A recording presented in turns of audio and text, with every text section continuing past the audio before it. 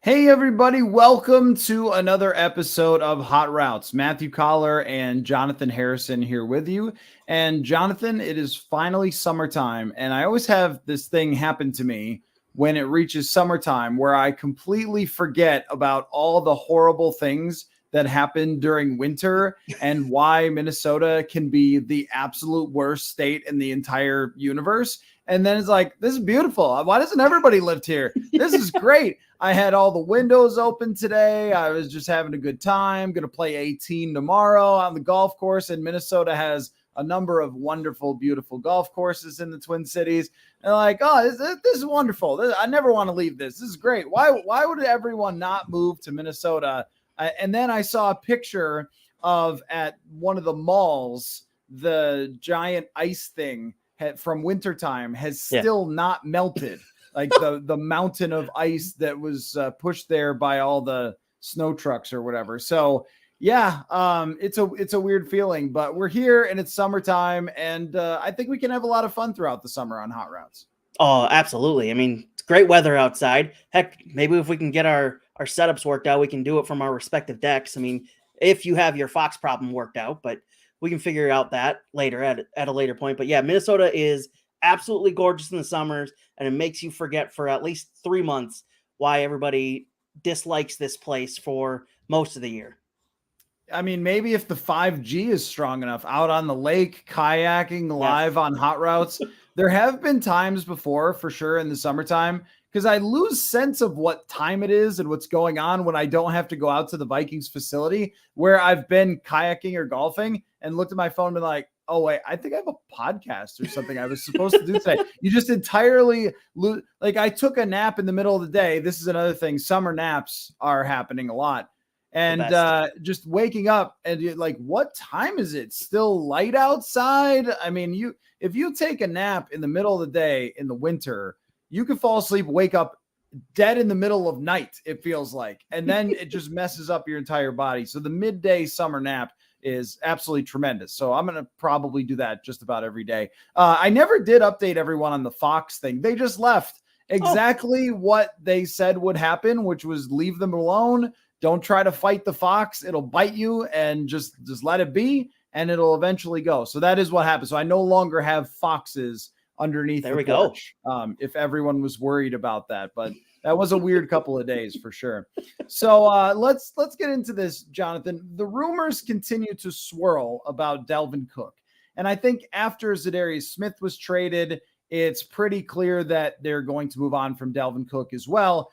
They do have a little more cap space now if they wanted to hang on to him, but it just has been in the cards for so long. And then they drafted a running back that I think the Vikings really, really like in Dwayne McBride. So that running back room is pretty full, and maybe they're making final phone calls over the next couple weeks to see if anybody will make that trade before June 1st. But if we go past June 1st, then they can create more cap space and move on from Dalvin Cook. So I've got some questions because there just seems to be more and more reports indicating that it's going this way.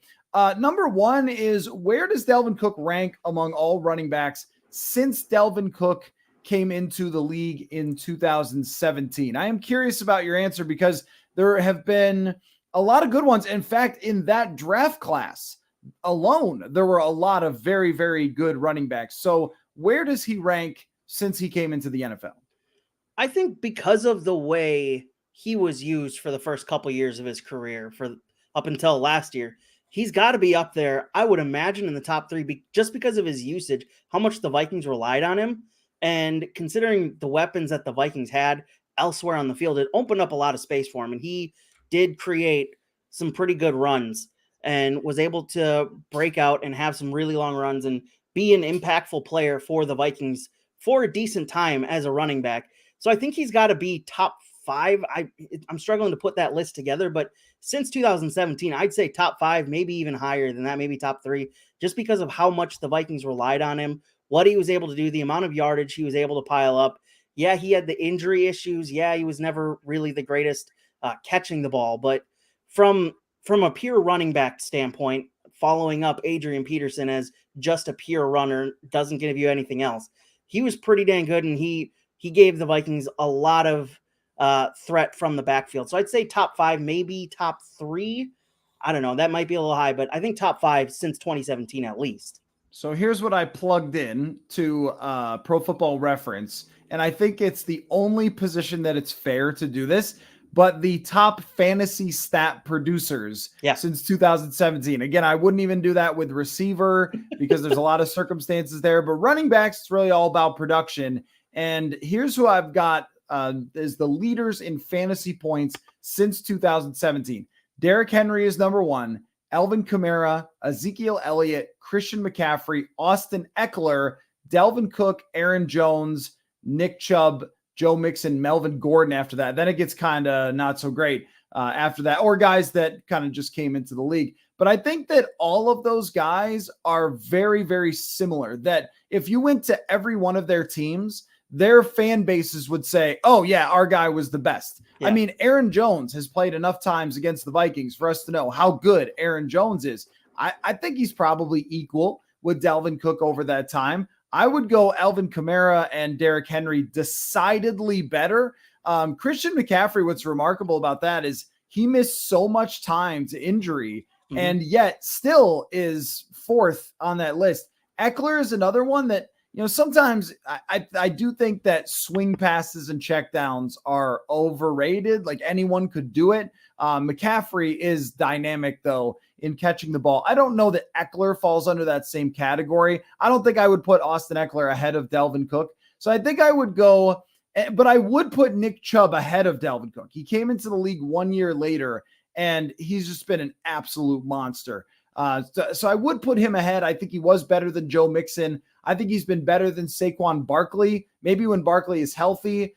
There are guys like Jonathan Taylor who had 1 year at it. But I think that probably top 5 is a good way to put this. I would go Henry, Kamara. Now, Ezekiel Elliott's a tough one because he had a really, really great run, but a lot of it was kind of before or just as Dalvin Cook was getting into the league. And then he really started to fall off these last couple of years for Ezekiel Elliott. So he kind of came in really hot and then faded fairly quickly. So I don't know. I mean, I don't know if I would put Zeke ahead of him or not, or they're kind of similar. The one thing with Dalvin Cook is it seemed like for several seasons through the first 5 or 6 weeks, he would be talked about as MVP. Yeah. He's been so incredible these first 5-6 weeks.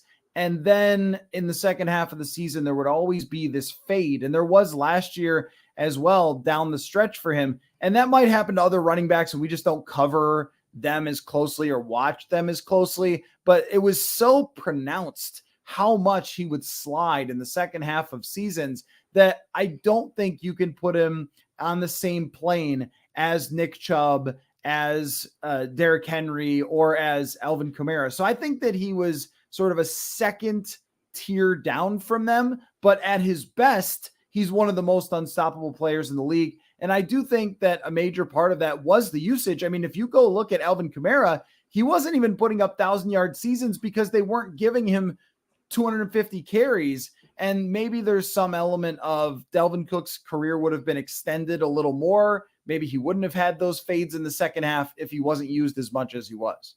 Yeah, and looking at some of these other guys on the list that you put together, Eckler, he's more kind of recency bias, I'd say. Over the past 2 years, his usage has really stepped up. But I think I would agree with you on putting Henry and Kamara above Dalvin Cook just because of the way those guys, their longevity and what they've been able to do over entire seasons as opposed to Dalvin Cook, who has his moments every season. As you said, he fades off near the end of the year, generally under Mike Zimmer anyways.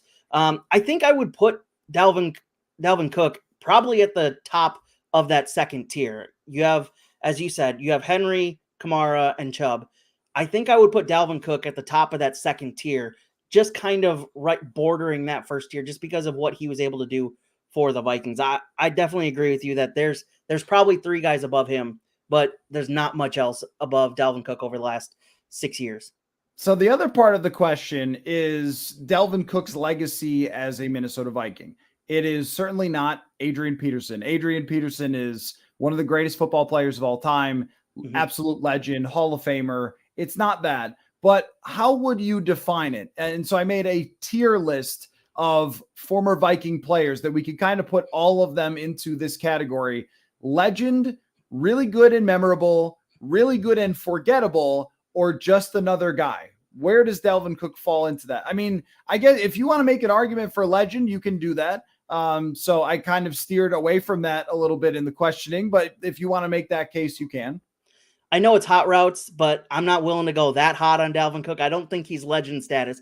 I think he's good and memorable. I think especially his 2020 season when he put up 1,500 yards, he put up 5 yards a carry, which is just insane. I think he's good and memorable. He had a good run over the past couple years, but I don't think he's going to be legendary. And he's not just going to fade off into the distance as some forgotten Vikings running back. He was a top end running back in this league. The Vikings had a true weapon in him. They probably could have kind of given him a couple more carries off every season, but Mike Zimmer was Mike Zimmer and wasn't willing to do that. Wasn't willing to split the load with Alexander Madison. But I think Dalvin Cook is good and memorable. I don't think he's going to fade off and just be some forgotten Viking. People are going to remember Dalvin Cook and still be wearing their Dalvin Cook jerseys for a long time. Yeah, I think good and memorable is the clear choice here because of what you said. He was extremely, extremely popular. And that's a part of it that, like you said, I mean, when you go to the stadium, there are a lot of number 33 jerseys or number 4 jerseys for Dalvin Cook, that he was a memorable player who had some very memorable moments. He had some huge games. He had a great game in the playoff game against New Orleans in 2019. That one gets remembered for the touchdown pass at the end and maybe it was a push off from Kyle Rudolph or maybe not, depending on who you ask. But Dalvin Cook was massive in that game, caught screen passes, made big plays, ran touchdowns. I mean, everything in that one. And that was, after a very long season for him. And I think that they had a meaningless game in week 18. So he was able to kind of rest up. And at his best, so many games, so many runs where you were like, whoa. And 2019, I thought the first half of that season was some of the most dominant running back play that we've seen in the last, decade or so. He was that good through about 12 weeks in 2019 before he got banged up. I think right before the bye week, it was against Denver. Somebody fell on him and he hurt his shoulder, and he was never really the same guy that season. Then came back healthy 2020 and went forward from there. But memorable, I would say.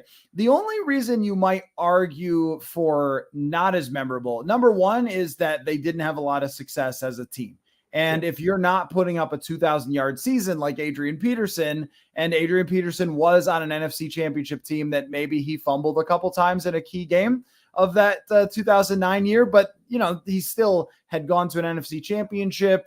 There was a little more success there and had just legendary numbers, the single game record for, rushing yards against San Diego. So he did those things. But with Dalvin Cook, it was always really good, but it didn't go over a threshold of breaking records.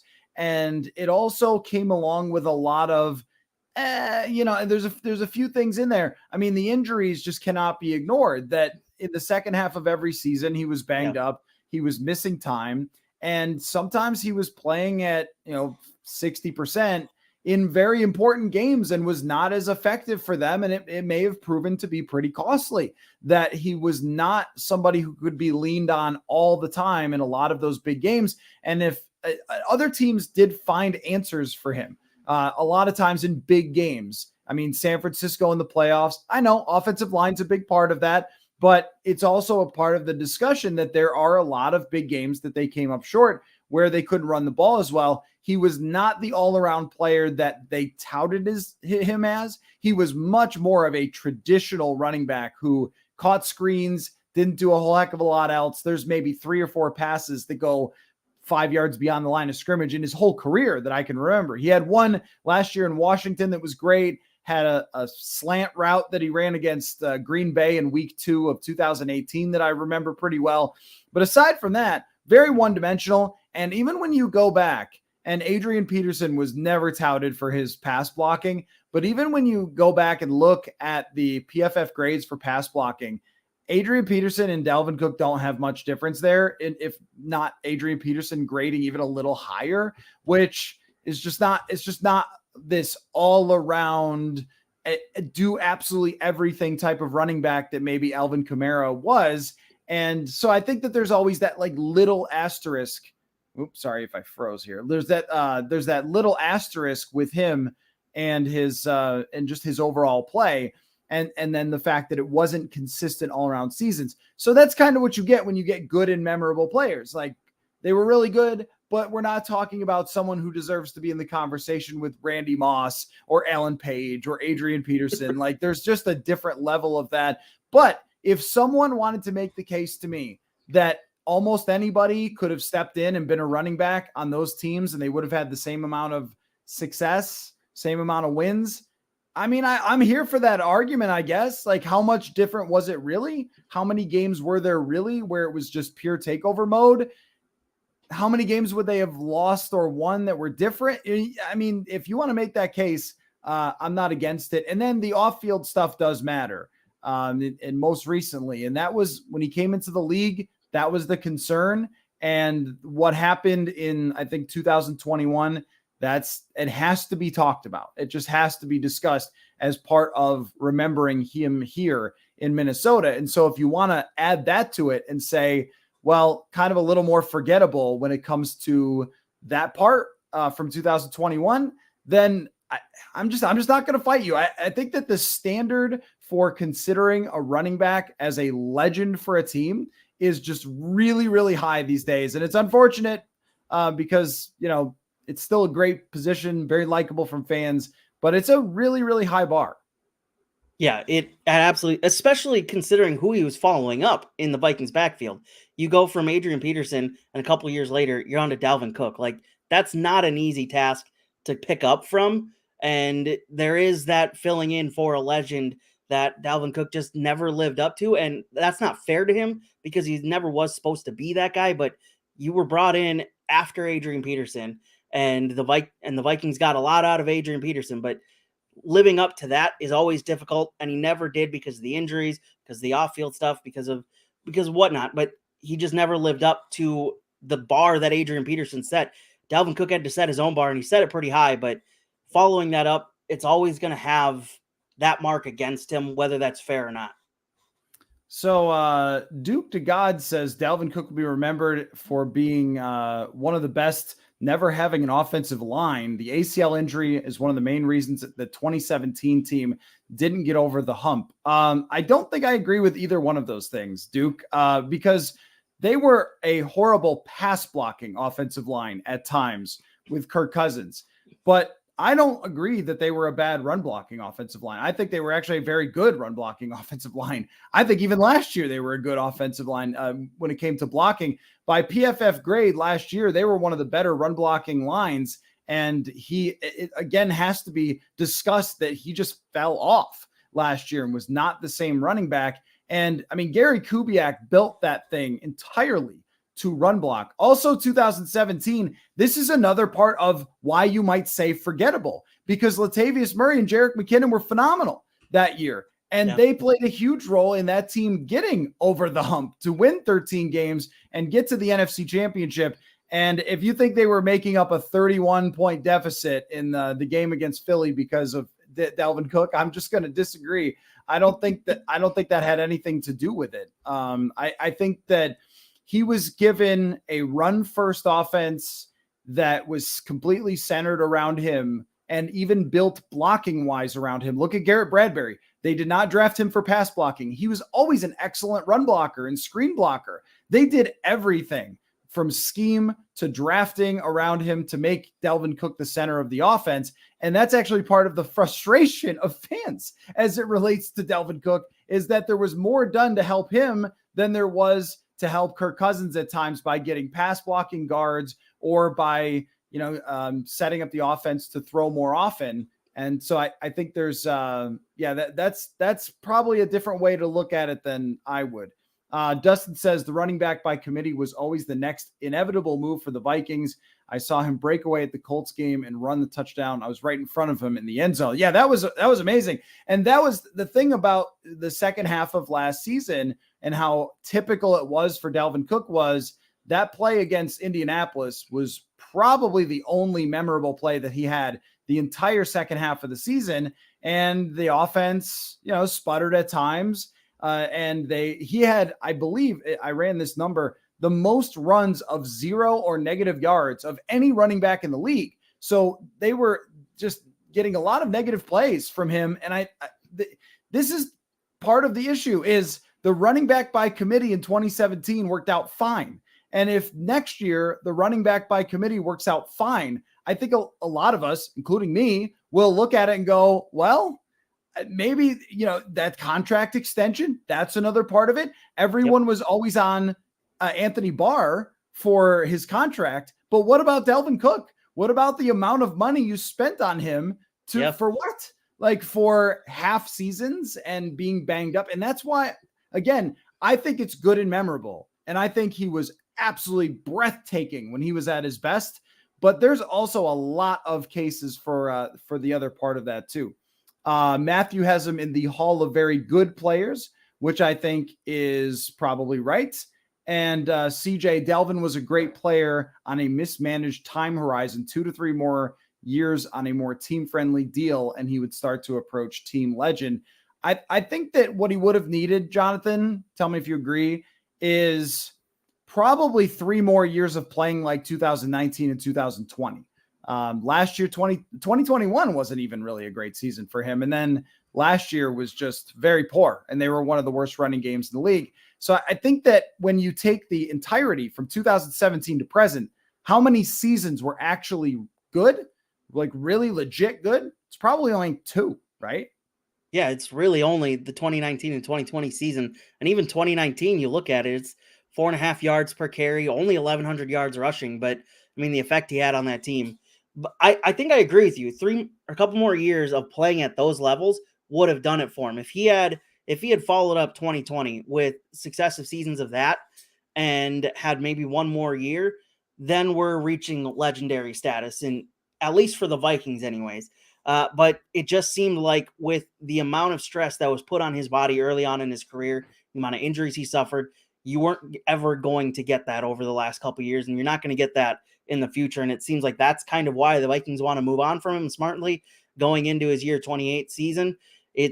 You're getting on that shaky ground with a running back of how much longer can you hold on to this tightrope, and with how much you're paying him. If part of the argument against Kirk Cousins is how much he took of that cap, I think it's only fair to put that same argument against Dalvin Cook, because he took a lot of money for a position that a lot of teams aren't paying a whole lot of money for anymore. They're going running back by committee, as you saw, as we mentioned in 2017. Jerick McKinnon had a great year to the point where he got a huge ton of money from the 49ers that offseason because of what he was able to do. And yeah, it didn't work out for the 49ers. It worked out a couple years later for the Chiefs.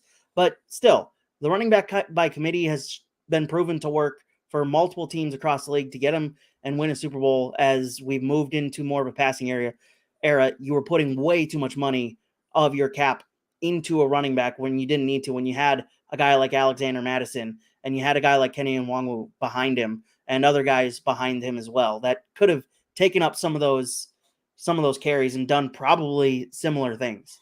Yeah, and there's just always going to be that with the contract and so forth, but there's always going to be that, hey, I know he was great, but you should have been passing more. And that's just always going to sit over, which is not his fault.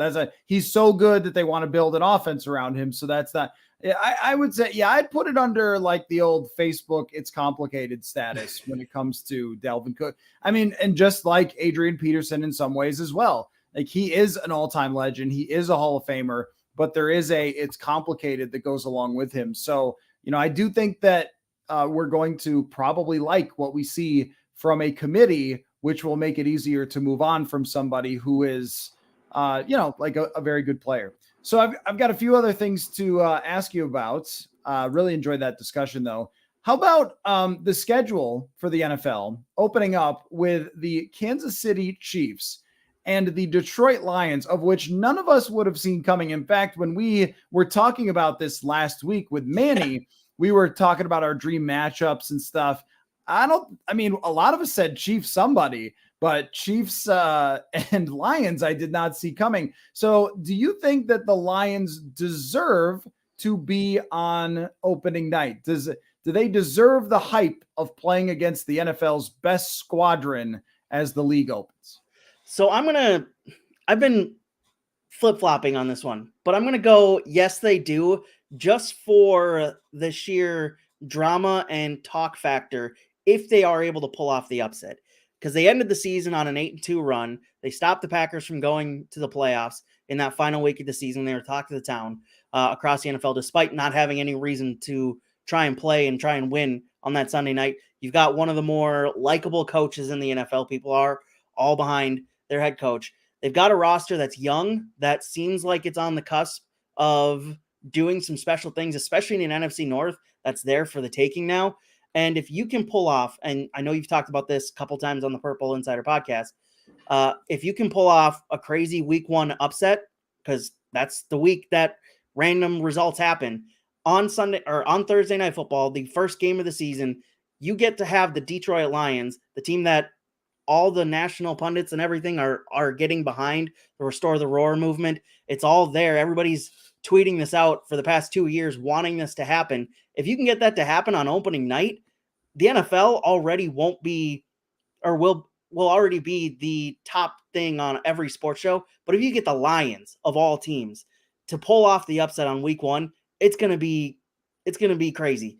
Just considering what the Lions have gone through for the past, their entire franchise history. And now all of a sudden they have this win on opening week. There's going to be a whole lot of, can they do this? Are they the team to beat this year? You know, it's going to happen after week 1, after that Thursday night, because you'll have 2 days to build up to Sunday football, and the Lions will be the talk of the town. If the Chiefs win, it's going to be, oh yeah, the Chiefs are supposed to win. They're the Super Bowl champs. They have Patrick Mahomes. But if the Lions pull off that upset, watch out for all the sports talk ratings to go way up.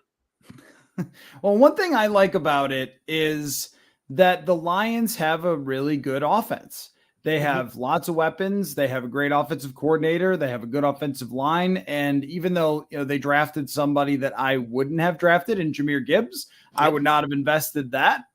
But he could be a very exciting player, and he could be very exciting right away. And maybe we could convince the league to let Jameson Williams play, because his suspension is pretty bogus. I mean, betting on basketball or something on the team premises. I mean, you guys got to tell people they can't do that. But anyway, he's not going to play. But they still have a great offense. They had a great offense last year without him. And so what they did was put up somebody against the Chiefs who could go back and forth with them. And with defenses not having everything figured out yet in the early part of the season, sometimes we see absolutely bananas results from the very outset. And we just see these crazy explosions of scoring. If you have a 38-35 matchup between two great offenses, that could be really fun. So I looked at it as just entertainment value. You're kind of looking at it for the Dan Campbell Restore the Roar movement and how interesting that would be if they were to beat the Chiefs. I was looking at it as just from a pure entertainment standpoint. I think it could have the potential to be a great start to the season, where you just have Goff and Mahomes going at it and putting up huge points. And, neither defense is probably going to be overly dominating, even if, Detroit is improved. So sure. All right. Give me fun. Give me two teams that are going to match up well. It doesn't have to be deeper than that. It doesn't have to be like, oh, Detroit, they're overhyped, they're overrated. It's fine to just say, let's put two really good offenses up against each other and have some fun at the beginning of the season. I'm okay with that. As far as the actual hype, I guess I look at it like they're being talked about as if they're going to win 13 games.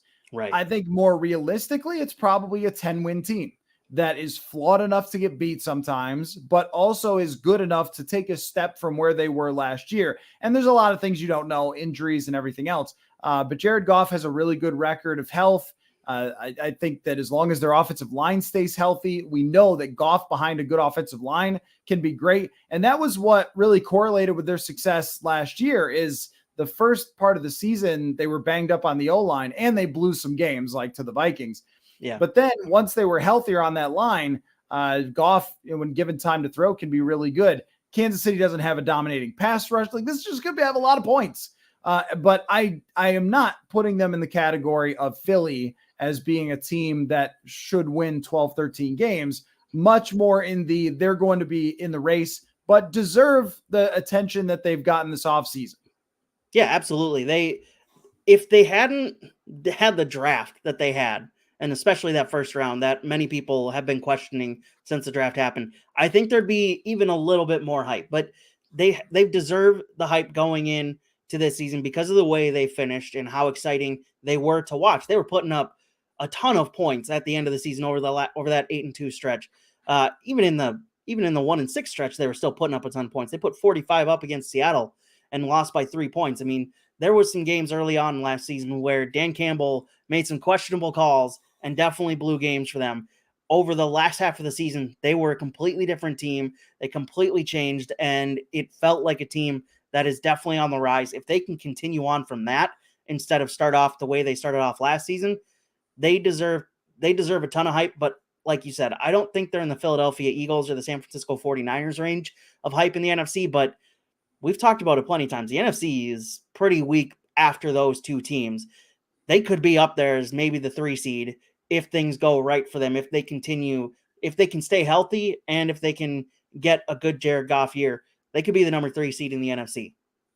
So let me answer some questions here before we get on with the show. Would it be better to this is about Dalvin Cook, cut Dalvin Cook post June 1st or trade him and get some picks, eat some of the cash for 2024 draft picks?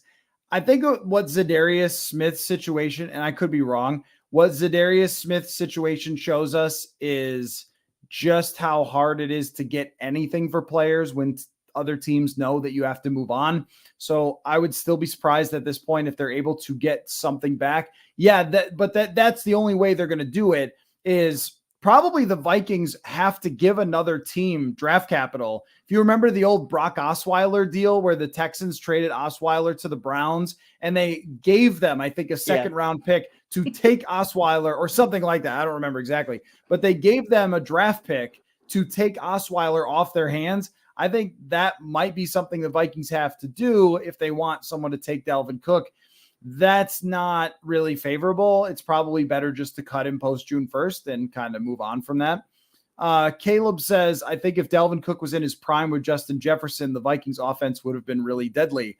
They had Diggs and Thielen. Yeah. And was Jefferson not in his prime instantly? I mean, right. 2020, fair. Jefferson by week 3 is the best receiver in the NFL, and Dalvin Cook has his best season. I think the Vikings offense, as long as it has the quarterback they have, is never going to be really deadly. It's always going to be occasionally amazing and occasionally super frustrating, no matter what. But there's been a couple of these comments, Jonathan's like, if only Dalvin Cook had, and I just don't get those. I mean, I think Dalvin Cook had everything, and that was part of the reason why he put up the numbers that he did. From Aaron, if they could make better in-game decisions with the talent on that team, they could be pretty good. That is in reference to the Lions. I agree with that. Dan Campbell is such a wild card, and that's why bringing back Ben Johnson was so big for them, their offensive coordinator, because then you have some stability there. But Dan he's a wild man. Like that is going to be a discussion for sure, because they did blow some of those badly, some of those in-game situations. And when they're the cute little engine they could last year, oh, look at this little run they're on. There's no real pressure for Dan Campbell. They were kind of the team no one believed in. But now there is real pressure. There is real expectations on Dan Campbell, and he's going to have to be sharper when it comes to those decisions. The Kansas City Chiefs got worse, lost Juju, Kelsey's a year older, questions about Jawan Taylor, their offensive lineman. Didn't last year some folks declare that Kansas City was like rebuilding or something? The thing about Patrick Mahomes is there's just a different set of rules, because all the time we talk about with Kirk Cousins, we talk about how the supporting casts impact the quarterback. And that exists for everybody except him. I think, maybe they did get worse. I don't know. He'll make somebody else great. Right. And that's just what he does. And that's what Tom Brady did. And with the Patriots, this was Belichick. Part of his genius was he understood that Tom Brady was just going to make everybody better. So he would say, all right, I don't want to pay this guy. This guy's not worth it. We'll let this guy go. We'll let that guy go. We'll replace him. We won't spend big at the receiver position, except when Randy Moss came along. But we won't spend big at the receiver position because we know that Tom Brady's going to make all these guys better. So that might be true that Kansas City's roster dipped a little bit, but they also have a bunch of rookies from a successful rookie class last year who are taking the next step. I mean, to me, it's Kansas City, huge gap. Everybody else in the NFL that's trying to compete for a Super Bowl until basically proven otherwise. But when you go to 5 straight AFC championships to start your career, I'm going to continue to bet with you. When you win the Super Bowl. Let's see. Let's go 1 or 2 more questions here. So Devontae Adams sounds happy, right? It's really funny about Devontae Adams. I mean, the guy wanted to go to Vegas in the worst way to play with Derek Carr and wanted out of Green Bay. Of course, the Vikings were beneficiaries of this because, he didn't play for the Packers and they missed the playoffs purely because Devontae Adams wasn't there. If he's there, they make the playoffs, right? Green Bay makes the playoffs. They're much better offense with Devontae Adams. And probably in even week 1, it would have been a different ball game if Devontae Adams is there. We've just seen that. So he decides, no, I want to go to Vegas. And then they move on from Derek Carr. And now he's questioning the offense and saying that their front office is not on the same page. I mean, this definitely looks bad for everybody. I think it looks probably the worst for the Raiders, though, because we talk about timelines all the time. And that was never a team that was going to really compete last year. They had signed Derek Carr to an extension that screamed that they were going to ultimately have to cut him. Team in transition, new coach. Where does the Raiders rank in just debauchery in the NFL? The most just lost and clueless franchises. Oh, it's at the bottom. I mean, it absolutely is at the bottom. Just because of you had what seemed like a roster that could have, you had a quarterback who could have done something in the AFC, at least a little bit. I mean, over the past couple of years, that quarterback class in the AFC has really just built up and made it really difficult. But you had a quarterback and a wide receiver pair who wanted to play together, who played together in college and were successful at it. And you could have had something, but then you hired Josh McDaniels as your head coach. And we saw how that worked out in Denver. And I don't know what Mark Davis was thinking with that decision, but it just didn't work out. It's not going to work out because Josh McDaniels thinks of himself as the next Bill Belichick, and he's just not. No one is the next Bill Belichick.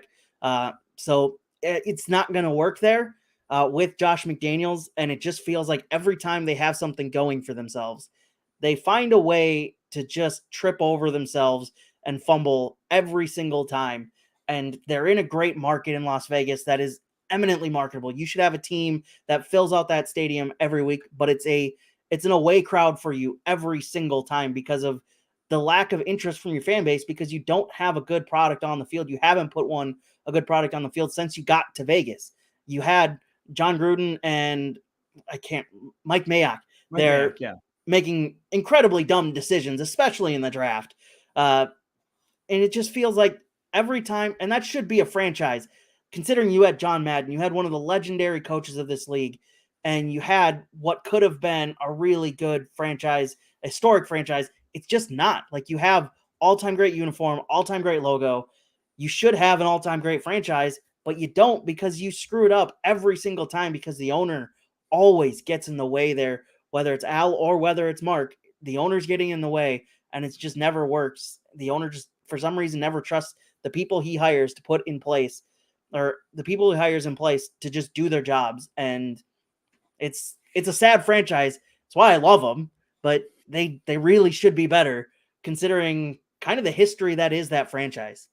I mean, they're really the Lions of the AFC at this point. I mean, if I'm not mistaken, the last time that they won a playoff game was 2002. Like, what were you doing in 2002?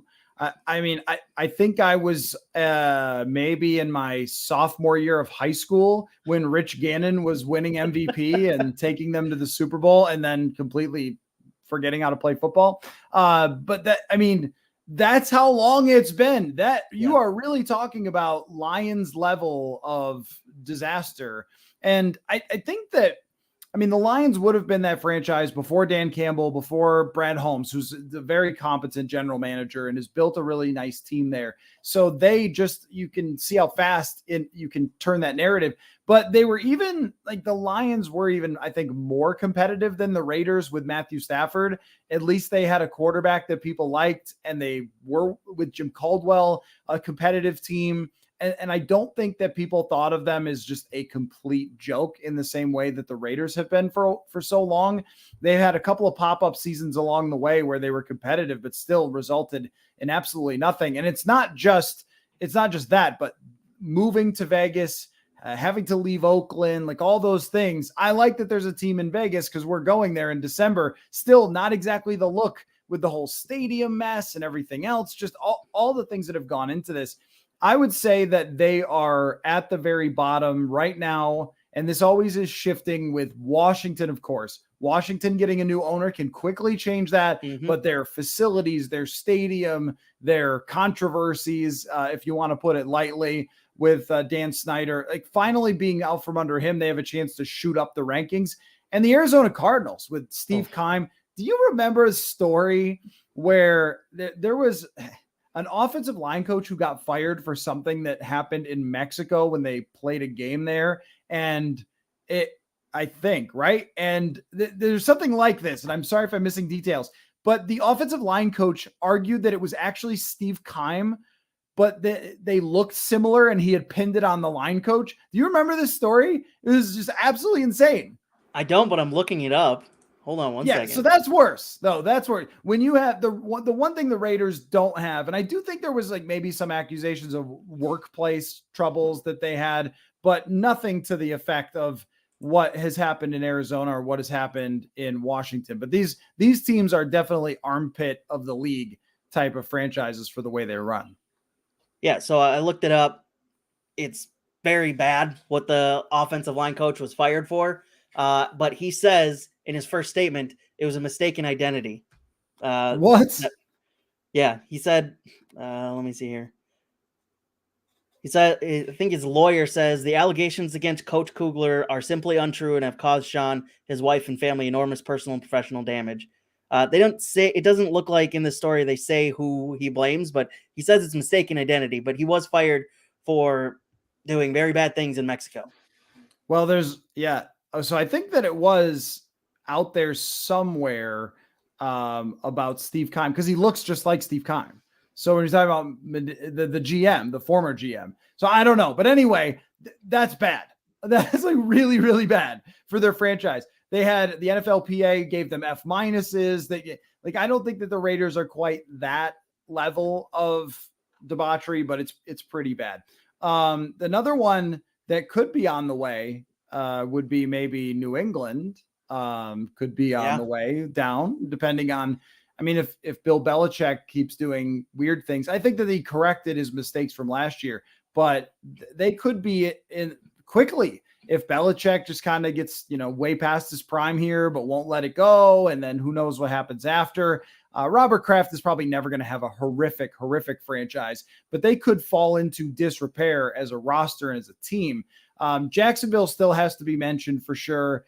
They're just not really a stable franchise, but now with Trevor Lawrence, this is how fast it could change because Drew Brees in New Orleans, they were like one of the worst franchises in the world. And then Drew Brees shows up. So a lot of times it is the quarterback situation. You get a good head coach and a quarterback and you can change your franchise around quite quickly. Right. Exactly. Okay. So last thing for the evening is Matt Ryan is going to work for CBS and he didn't officially announce his retirement, which is weird. But Seth Wickersham of ESPN wrote a pretty good piece about the difference between being really good and great with Matt Ryan. Is Matt Ryan a Hall of Famer? And who are the most comparable quarterbacks to Matt Ryan historically? I like Matt Ryan. I really do. I don't think he's a Hall of Famer. I think he's in the Hall of Very Good. I think he's along the levels of Phillip Rivers, where he put up some really good seasons, had some really good teams. He actually got to the Super Bowl where Phillip Rivers didn't. I mean, the Super Bowl and blowing a 28-3 lead, not entirely on him, even though he gets that hung around him a lot for some reason. It's not entirely on him. Some questionable calls in that fourth quarter. But I think Phillip Rivers is a good comp there, even though they didn't play the same style. Like, they had very different styles of play, but with the careers they had, the numbers they put up, and just being unable to get over that final hurdle and win the big game, I think Phillip Rivers is a good comp. I don't think either of them are Hall of Famers because of the quarterback classes that we've seen over the past 20 years. It's going to be really difficult for any quarterback to get in unless they're Patrick Mahomes, they're Aaron Rodgers, Tom Brady level. You're going to have to be really stinking good as a quarterback to get in, considering the quarterback play we've had over the last 20 years, and we're going to have for what seems like the next 10 to 15 years. So I don't think he's a Hall of Famer. He's definitely Hall of Very Good, though. I think that Matt Ryan is Eli Manning with worse luck. So he's right on the cusp of winning, I think, against San Francisco when they went to the Super Bowl, and it's close. And I think there's a pass breakup at the end of the game and he doesn't go to the Super Bowl, right? It's like that close. And I don't remember what year that was, but it's that close with Matt Ryan. And early in his career, like Phillip Rivers, the supporting cast was great. And he played at a Hall of Fame level for 5-6 years, just like Eli Manning did. There will be people who are like, oh, he was never that good. Well, then you weren't paying close attention for the first 5-6 years of his career. And really through that time where he did win the Super Bowl, Eli Manning was an elite quarterback through that portion of his career. But then Matt Ryan has this other section of his career, kind of like Phil Rivers, where it's mediocre. It's 500 seasons. And then Phil Rivers has a pop-up 14-win season. And the same thing with, Atlanta, where, there was that season where he wins MVP and goes to the Super Bowl, but then has worse luck. You're right. They're up 28-3. And if they run the ball 3 times and kick a field goal, it's over. They win the Super Bowl. And then he is talked about, just like Eli Manning, of this great quarterback who wasn't quite Peyton Manning or Tom Brady, but wow, what a winner and everything else. Matty Ice, so clutch, beat Brady in the Super Bowl. The narrative is probably different, and he's probably in the Hall of Fame if that happens. And he has, I think, a very similar resume to Eli Manning if that happens, if not even a little bit better. And the same goes for Phillip Rivers. I mean, Phillip Rivers, the Chargers are a field goal away, or they are an interception and the guy just catching the ball and going down away from potentially being there. And he didn't do that. And yet for, Eli Manning, he had everything come together. He played really, really good football. He made some legendary throws in those Super Bowls, and he deserves all the credit for that because the playoff runs he went on. Oh my gosh. Like, let me know when your favorite quarterback does that. I mean, is it right? So anybody who's downplaying Eli Manning, please stop, because what he did was astounding. However, the defensive line sure had to pressure Tom Brady, right? And they sure had to scheme against him and make those plays that, Matt Ryan did not get in the Super Bowl against Tom Brady from his defense and from his coach. And so there is always the bad luck element of it. And CJ in the comments says Phillip Rivers is a bad luck Drew Brees. And that's right. Like there are guys who were good enough, but just did not have that one good thing go right for them to win. I think that there's another comp too to Drew Bledsoe, if we're going back a ways. Guy who put up like big numbers, was a great quarterback for a long time, and got a team to a Super Bowl, did not win, and never quite got to own that true legend status, even though he was really, really good in his time. And I struggle with this because I think with the Hall of Fame, I think, well, Kurt Warner is in, and Kurt Warner did not have as consistent of a career. Yeah. He was great, terrible, great. There's also maybe a Carson Palmer comp for some of these where there was some great moments and then down and then great again.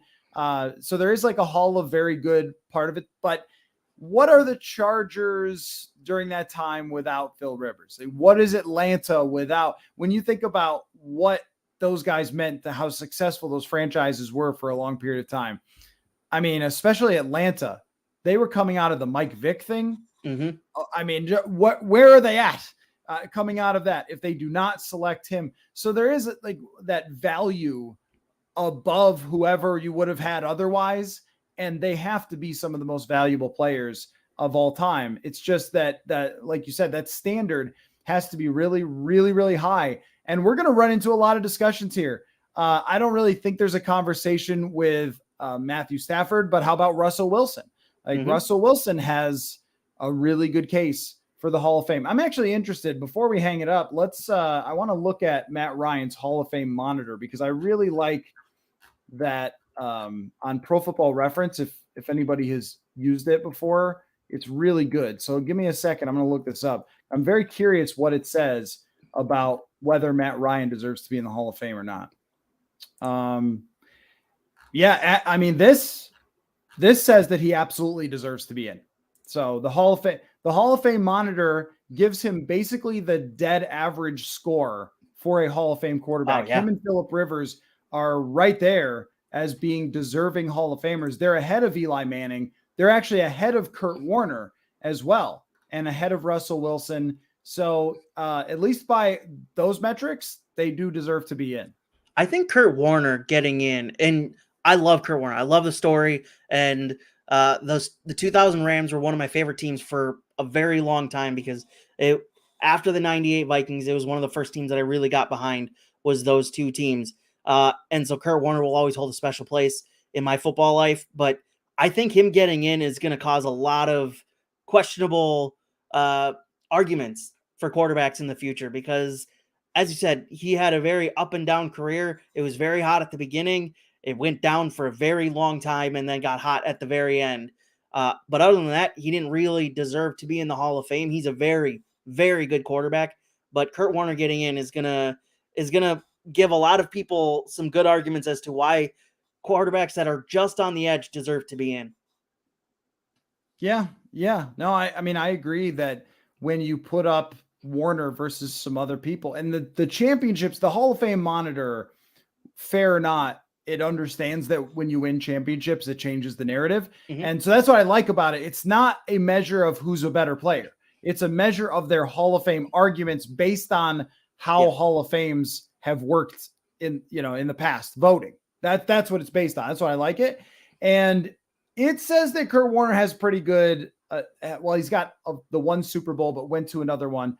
It thinks that he's got a pretty good case, but is in the range of like a Dan Fouts, Ken Stabler. One guy who deserves to be in, who isn't, is Ken Anderson by this. But yeah, maybe there's like a Boomer Esiason, Matt Ryan kind of thing. Like, I think that there is a little bit of a smell test to it. And part of the Hall of Fame monitor is those statistics, those like big number statistics. And when you play for 15 years, that's part of it that too. Helps. But I mean, Matt Ryan, not that I think Pro Bowls again are a great measure, but Matt Ryan made 4 of them. Tom Brady and Peyton Manning made like 15. So there is that. And that's the other part of it too, is that when you have to compare Manning, Brady of the era, and Roethlisberger goes into this too, that makes it hard for anybody else to make their case. So in the same way that Kurt Warner, you can kind of compare and go, well, I don't know, maybe this guy is better or just as good as Kurt Warner, but also, does anybody deserve it compared to them? Probably not. I would lean toward Rivers and Matt Ryan of being Hall of Famers. I think that they are.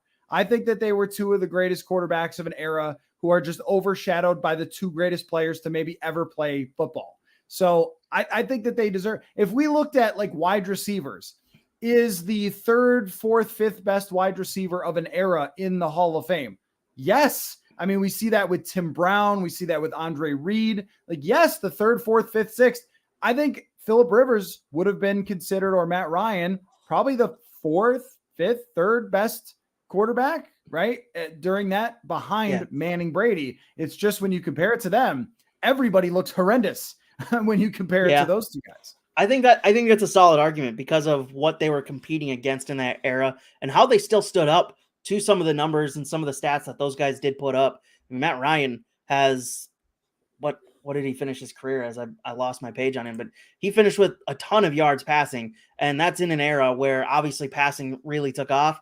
But I mean, season in and season out, he was up there in the top 5, top 10 of passing with guys like Brady, Manning, Rodgers, Roethlisberger, all in the same NFL. And so, yeah, I think that's a pretty solid argument that they deserve to be in because of what else was around them at the time as well. And when you play for 15 years, it's very easy to lose sight of how good the guy was at a certain part of his career as opposed to how he ended his career. So Anyway, well, good stuff, Jonathan. And this is what summer's going to be like on Tuesday nights. We're going to get together, have some fun conversations, break down things in the news, things that are going on Hot Routes. So hopefully you guys will continue to join us. Also, when Dalvin Cook does get released, traded, whatever, keep an eye on the channel as always for breaking news and everything else. And everybody went nuts here on the channel for when Zadarius Smith got traded away. So you people like breaking news, and so do I. Hopefully I won't be taking a summer nap the next time it happens, because I had to shake some cobwebs off when Zadarius Smith got text you a couple times to get you up, to wake you up for that one. Yeah, I know. My wife was like, they traded Zadarius Smith. Like, she wasn't sure, like, should I wake you up? Is that big enough? I'm like, yeah, it's probably big enough.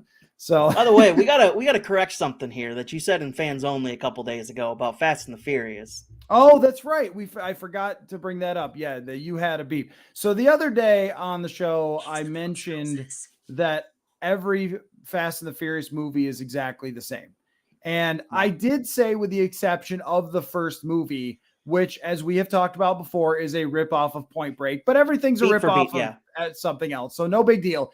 The first one is unique, and the rest are this just formulaic stuff blowing up, same exact story every single time. That's okay if you love them, and I know you do. I love Bond movies. They're the same movie. Every Bond movie's the same movie. It's just some are slightly better than the other. I would say every Bond movie is the same movie except for the Daniel Craig ones. Those ones feel a little bit different than the ones that came before it. And they would say, darker. Yeah, absolutely. There was more connective threads between the Daniel Craig movies, than there was in any of the other movies, I feel like. But as for your Fast and the Furious take, we got to count in 2 here. 2 is not like anything else in the series because it is so garbage. It doesn't deserve to be considered part of the series, but it is because it has the name and it has Paul Walker in it. But I think for 1, 2, and 3 are very much different from everything after 4, because after 4 it became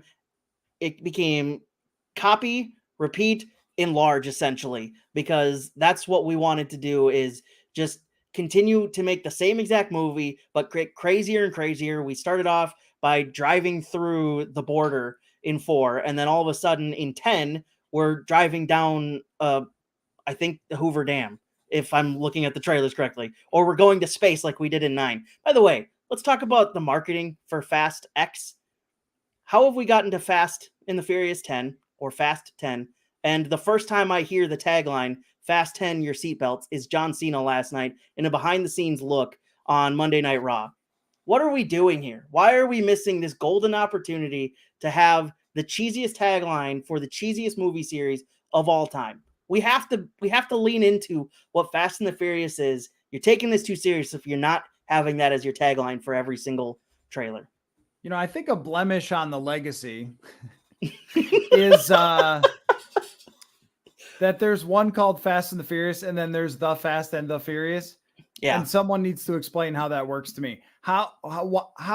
Why would you give it the same exact name except that was the reboot?